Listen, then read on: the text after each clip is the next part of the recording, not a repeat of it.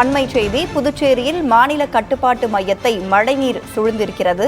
பெஞ்சல் புயல் காரணமாக பொழிந்து வரும் கனமழையால் புதுச்சேரியில் பல்வேறு பகுதிகளை மழைநீர் சூழ்ந்திருப்பதால் மக்களுடைய இயல்பு வாழ்க்கை முடக்கப்பட்டிருக்கிறது. புதுச்சேரி கிழக்கு கடற்கரை சாலையில் மழைநீர் தேங்கியதால் வாகனங்கள் மாற்றுப்பாதையில் இயக்கப்படுகின்றன. புதுச்சேரியின் முக்கிய சாலைகள் மழைநீரில் மூழ்கியதால் வாகனங்கள் மாற்றுப்பாதையில் இயக்கப்படுகின்றன. கூடுதல் விவரங்களோடு நமது செய்தியாளர் ஆனந்தன் நம்மோடு இணைந்திருக்கிறார். ஆனந்தன், புதுச்சேரியை பொறுத்தவரைக்கும் மழை பாதிப்புகள் எவ்வாறு இருக்கிறது? நிலவரங்கள்.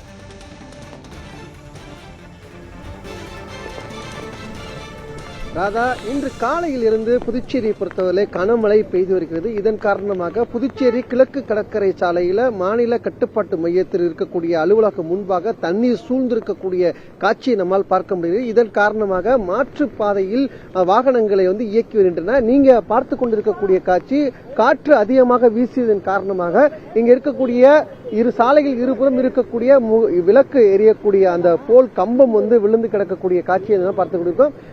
புதுச்சேரி இருக்கக்கூடிய மின்துறை பணியாளர்கள் விரைவாக அப்புறப்படுத்தக்கூடிய பணிகளை தொடர்ந்து செஞ்சுக்கிட்டே இருக்காங்க.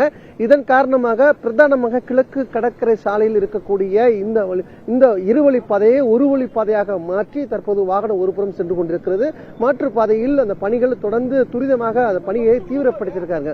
மற்றபுறம் போக்குவரத்து காவல்துறையிலும் ஒரு சில இடங்கள்ல இருந்து அந்த போக்குவரத்தை சரி செய்யக்கூடிய பணிகளும் இருக்கிறது. ஒரு சில இடங்கள்ல காவல்துறை இல்லாத சூழலும் இருக்கிறது.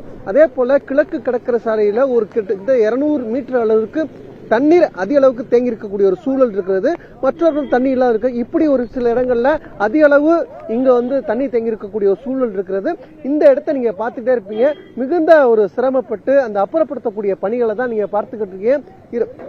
இதே போன்ற பல்வேறு இடங்கள்ல தண்ணி மின் கம்பங்கள் விழுந்திருப்பதாகவும் தெரிய வந்திருக்கிறது. ஒரு குறிப்பிட்ட இடங்கள்ல அதாவது மின்சாரம் போல் கம்பம் மூலமாக கொண்டு போற இடங்கள்ல மின் தடை செய்யப்பட்டிருக்கிறது. புதுச்சேரியை பொறுத்தவரை டவுன் ஏரியாவுக்குள்ள கீழே இபி லைன் எடுத்து சென்றாங்க. அந்த ஏரியாவில் எந்த பிரச்சனையும் இல்லை. இந்த மாதிரி போல் கம்பம் எடுத்துட்டு போறதுல அங்கங்கே மின்சார தட்டுப்பாடு ஏற்படுவதாக பொதுமக்கள் ஒரு குற்றச்சாட்டுகளை முன்வைக்கிறாங்க. அது ஏன்னா முன்னெச்சரிக்கை நடவடிக்கையாக இந்த பணிகளை மாநில அரசு மேற்கொண்டிருக்காங்க. ராதா, தகவல்களை வழங்கியமைக்கு நன்றி ஆனந்தன்.